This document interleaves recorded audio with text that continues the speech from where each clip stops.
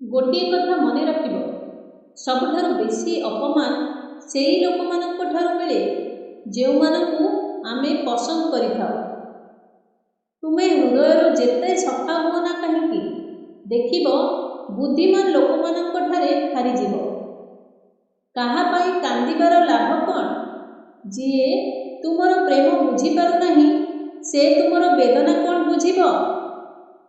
କାହାକୁ ମନାଇବା ପୂର୍ବରୁ ଏହି କଥା ଜାଣି ଦିଅନ୍ତୁ, ସେ ତୁମ ପାଇଁ ଅସନ୍ତୁଷ୍ଟ ଅଛନ୍ତି ନା ସେ ତୁମ ପାଇଁ ଚିନ୍ତିତ ଅଛନ୍ତି।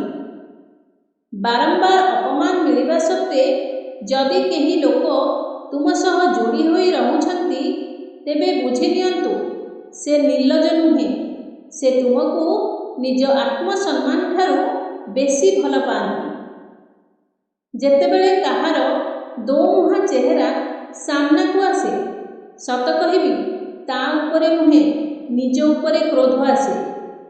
ଅଭିଯୋଗ ତ ଅନେକ ଅଛି, କିନ୍ତୁ ଯାହାକୁ କିଛି ଫରକ ପଡ଼ୁନାହିଁ ସେଭଳି ଲୋକଙ୍କୁ କ'ଣ ଦୁଃଖ ଜଣେଇବ? ଆଜିକାଲି ସଫା ହୃଦୟ ଥିବା ଲୋକଙ୍କର ସମ୍ମାନ ନାହିଁ। ସେମାନଙ୍କୁ ମୂର୍ଖ କହି ଲଜ୍ଜିତ କରାଯାଏ। ଯଦି ସମ୍ପର୍କ ଆବଶ୍ୟକତା ଉପରେ ଭିତ୍ତି କରିଥାଏ, ତେବେ ସେ ଖୁସି ଦେଇପାରେ ନାହିଁ, କିନ୍ତୁ ଯଦି ଭାବନା ଉପରେ ଥାଏ ସେ କେବେ ସାଥ ଛାଡ଼ିଯାଏ ନାହିଁ। ସମ୍ପର୍କକୁ ବଞ୍ଚାଇବା ପାଇଁ ଅନେକ ନୀତି ଭାଙ୍ଗିଛୁ ଏବଂ ଯେଉଁଠି ଆମର ଭୁଲ ନଥାଏ ସେଠାରେ ମଧ୍ୟ ହାତ ଯୋଡ଼ିବା ପାଇଁ ପଡ଼ିଥାଏ। ଜୀବନରେ ଗୋଟିଏ କଥା ସବୁବେଳେ ହୋଇଥାଏ, ମଣିଷକୁ ଦୁଃଖ ସେଠାରୁ ମିଳିଥାଏ ଯେଉଁଠି ଦୁଃଖ ମିଳିବାର ଅନୁମାନ ମଧ୍ୟ ନଥିଲା।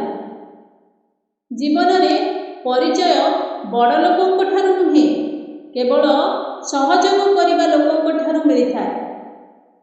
ତୁମକୁ କ'ଣ ଲାଗୁଛି କି ସେହି ବ୍ୟକ୍ତି ତୁମର ନିଜର ଅଟେ, ଯାହାକୁ ଚିତ୍କାର କରି ତୁମେ ଦୁଃଖ କହିଥାଅ?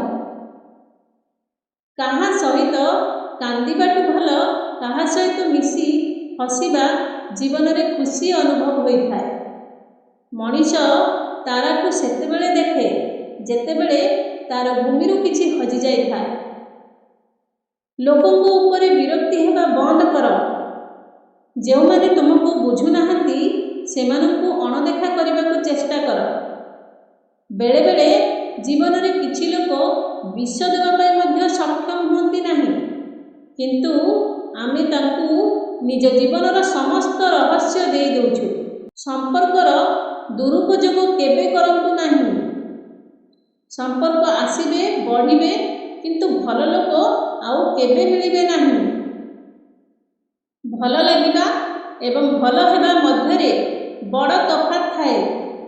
ଭଲ ଲାଗିବାକୁ ଲୋକ ଅନ୍ୟମାନଙ୍କ ଜୀବନ ସହ ଖେଳିଯାଆନ୍ତି, କିନ୍ତୁ ଭଲ ହେବା ପାଇଁ କେତେ ଲୋକ ଅନ୍ୟମାନଙ୍କ ଜୀବନ ଗଢ଼ି ଦିଅନ୍ତି।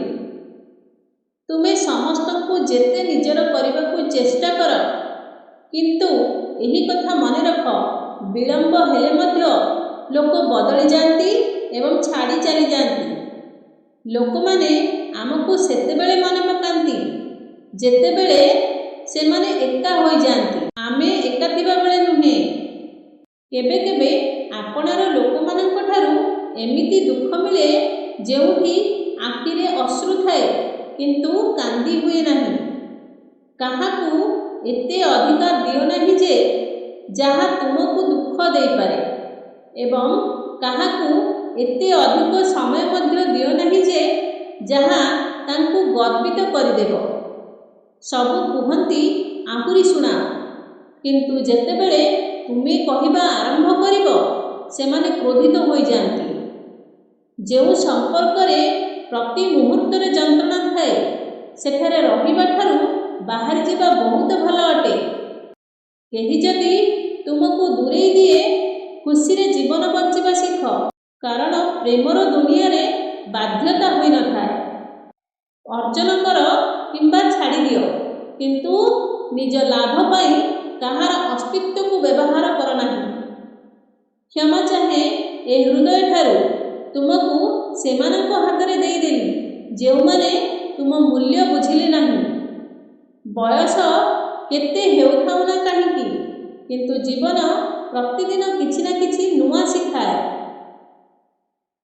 ହଜାରେ ଅଭିଶାପ ଲାଗିଯାଉ, କିନ୍ତୁ କେବେ କାହାର ଅଭ୍ୟାସ ନ ଲାଗୁ।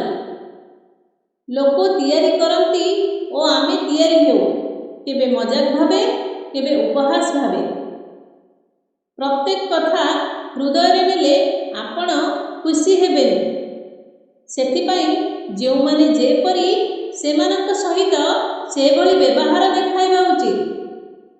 ପ୍ରଥମେ ଲାଗିଥିଲା ତୁମେ ହିଁ ମୋ ଜଗତ, ଏବେ ଭାବୁଛି ତୁମେ ମଧ୍ୟ ସେହି ଜଗତର ଅଂଶ। ସଫା ହୃଦୟ ରହିବା ଏହି ଯୁଗରେ ଅପରାଧ ଅଟେ, କାରଣ ଆଜିକାଲି ଯାହାକୁ ଦେଖିବ ସେମାନେ ହିଁ ଆପଣଙ୍କୁ ବ୍ୟବହାର କରିବେ। ଯଦି ଏହି ଭିଡ଼ିଓଟି ଆପଣମାନଙ୍କୁ ଭଲ ଲାଗିଥାଏ, ଭିଡ଼ିଓକୁ ଲାଇକ୍ କରି ଚ୍ୟାନେଲକୁ ସବସ୍କ୍ରାଇବ୍ କରନ୍ତୁ ଏବଂ ଏହିପରି ନୂଆ ନୂଆ ଭିଡ଼ିଓ ଦେଖିବା ପାଇଁ ଆମ ଚ୍ୟାନେଲ ସହିତ ଯୋଡ଼ି ହୋଇ ରୁହନ୍ତୁ। ପୁନର୍ବାର ଦେଖା ହେବ ଏକ ନୂତନ ଭିଡ଼ିଓ ମାଧ୍ୟମରେ। ସମସ୍ତେ ଭଲରେ ରୁହନ୍ତୁ, ଖୁସିରେ ରୁହନ୍ତୁ। ସେ ପର୍ଯ୍ୟନ୍ତ ବିଦାୟ ଦିଅନ୍ତୁ। ଜୟ ଜଗନ୍ନାଥ। ଧନ୍ୟବାଦ।